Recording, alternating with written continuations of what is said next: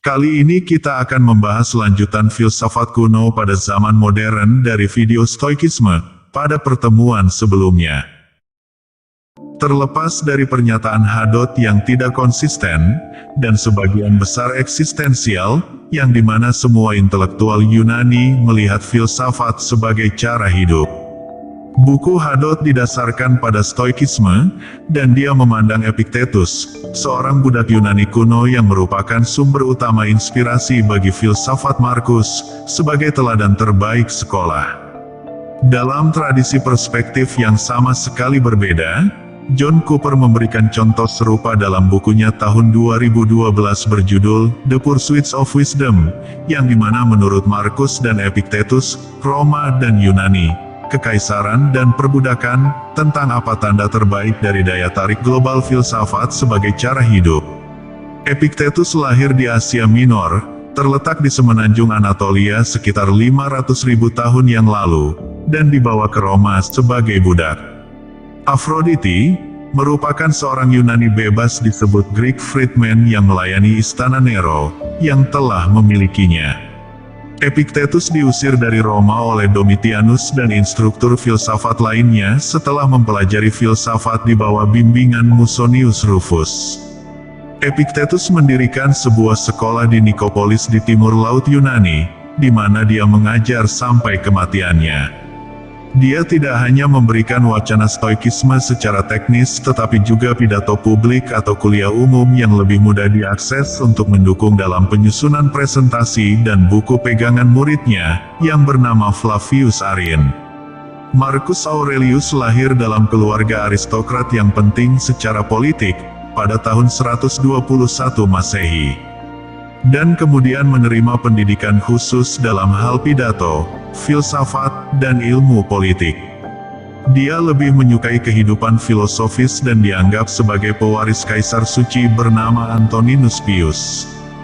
Dia menjadi kaisar pada tahun 161 Masehi dan memerintah dengan baik, pada saat kondisi yang keras dan sulit, sampai kematiannya pada tahun 180 Masehi, sebagai akibat dari operasi militer.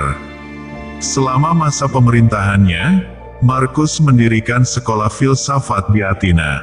Buku harian filosofisnya, berjudul To Himself, yang sering dikenal sebagai meditasi, tidak pernah diterbitkan selama masa hidupnya. Tetapi buku itu penting ketika telah ditemukan kembali atau dinamakan menjadi rediscovered pada abad ke-10 Masehi. Kemudian terlepas dari ketenaran Markus saat ini, karena karir Epictetus sebagai simbol filosofinya tersebut yang jauh lebih tua. Setelah kematiannya, salah satu muridnya menyusun dan menerbitkan sebuah kuliah berisi pidato-pidato Epictetus yang mempengaruhi para pemikir penting selama 1 abad. Sehingga, itu adalah metode yang paling efektif, perihal bagaimana Markus menemukannya. Markus menyatakan dalam buku pertama catatannya, tentang pengantar yang merangkum dengan rasa syukur, apa yang dia pelajari dari banyak pengaruh kehidupan, bahwa teman dan mentornya Quintus Junius Rusticus yang tercatat pada To Himself 1.7 yang memperkenalkannya kepada Epictetus. Simplicius, seorang Platonis zaman kuno yang terkenal, menganggap bahwa singkatnya buku catatan Epictetus yang sederhana sudah cukup untuk memastikan beberapa pernyataannya.